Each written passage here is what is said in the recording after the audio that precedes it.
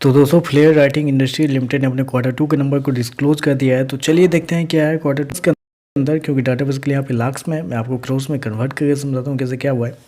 तो देखिए पिछले क्वार्टर में कंपनी 247 करोड़ के आसपास का रेवेन्यू जनरेट किए थे ऑपरेशन के थ्रू। पिछले साल देखें तो 257 करोड़, जबकि अभी देखें तो बढ़ गए 270 करोड़। कंपनी का जो रेवेन्यू है वो आपको जाता हुआ देखने को मिला। तो साल दर साल देखें तो साल दर साल कंपनी के रेवेन्यू के अंदर एक अच्छी खासी तेजी आपको देखने को मिल रही है। लगभग बोल सकते हैं आप 5% के आसपास का जंप आपको देखने को मिला है कंपनी के रेवेन्यू के अंदर। वहीं अगर क्वार्टरली बेस पे जाते हैं तो क्वार्टरली बेस पे भी कंपनी के रेवेन्यू के अंदर लगभग बोल सकते हैं 10% के आसपास की तेजी। तो कंपनी का रेवेन्यू देखें तो आपको साल दर साल क्वार्टर क्वार्टर बढ़ता हुआ देखने को मिल रहा है। चलिए कंपनी खर्चे क्या निकलता है वो देखते हैं। पिछले क्वार्टर में 216 करोड़ खर्च किए थे, पिछले साल 215 करोड़, जबकि अभी देखें तो कंपनी खर्चे 231 करोड़ के आसपास आपको देखने को मिला। तो खर्चे देखें तो खर्चे इस क्वार्टर में थोड़े से ज़्यादा आपको देखने को मिल रहा है, क्योंकि अगर एक्सपेंस के अंदर की कुछ चीज़ों का अगर मैं हाईलाइट करूँ तो अगर आपको गौर करेंगे तो कंपनी को इस क्वार्टर में इन्वेंट्री के नाम पे 25 करोड़ का फायदा हुआ है, जबकि पिछले क्वार्टर में कंपनी को लॉस लगा था। तो इन्वेंट्री में कंपनी के पैसे बचे हैं, उसके बावजूद देखें तो वो एक्सपेंस जो है इस क्वार्टर में थोड़े से हाई आपको देखने को मिल रहा है। कंपनी ने अदर एक्सपेंस और कंपनी का जो कॉस्ट ऑफ मटेरियल जो है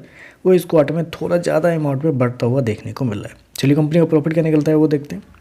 तो देखिए पिछले क्वार्टर में कंपनी 26 करोड़ के प्रॉफिट में थे, पिछले साल देखें तो 33 करोड़ के आसपास, जबकि अभी देखें तो गिर के लगभग 32.5 करोड़ के आसपास आपको जाता हुआ देखने को मिला। तो साल दर साल देखें तो साल दर साल कंपनी के प्रॉफिट के अंदर 1.5% के आसपास की गिरावट आपको देखने को मिली, जबकि रेवेन्यू कंपनी का 5% बढ़ा है। फिर भी देखें तो कंपनी का जो प्रॉफिट है वो 1.5% गिरता हुआ देखने को मिला। जबकि क्वार्टरली बेस पे जाते हैं तो क्वार्टरली बेस पे कंपनी के प्रॉफिट के अंदर एक अच्छी खासी गिरावट आपको देखने को, वहाँ देखें तो लगभग बोल सकते हैं आप कि 23% के आसपास की गिरावट आपको देखने को, जबकि 10% के आसपास का यहाँ पे कंपनी का प्रॉफिट रेवेन्यू बढ़ा है। तो कंपनी के प्रॉफिट देखें तो इस क्वार्टर में एक अच्छे खासे अमाउंट में, माफ कीजिएगा, 23% के आसपास आपको बढ़ा है। तो आप कह सकते हैं 10% कंपनी का रेवेन्यू बढ़ा है क्वार्टरली बेस पे, और कंपनी का प्रॉफिट जो है आपको 23% बढ़ता हुआ देखने को मिल रहा है। तो क्वार्टरली बेस पे कंपनी के नंबर अच्छे देखने को मिले, कंपनी का रेवेन्यू प्रॉफिट दोनों बढ़ता हुआ देखने को मिला है। लेकिन साल दर साल जाते हैं तो साल दर साल कंपनी का रेवेन्यू तो बढ़ा है, लेकिन कंपनी का जो प्रॉफिट है वो आपको हल्का सा गिरता हुआ देखने को मिल रहा है। चलिए कंपनी का ईपीएस क्या है वो देखते हैं।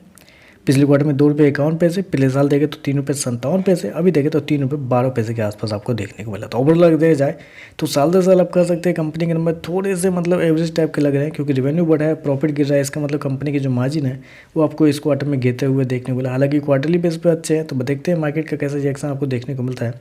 आजकल बस इतना ही। वीडियो पसंद आए तो लाइक कीजिएगा, साथ में साथ चैनल को सब्सक्राइब जो कीजिएगा। धन्यवाद।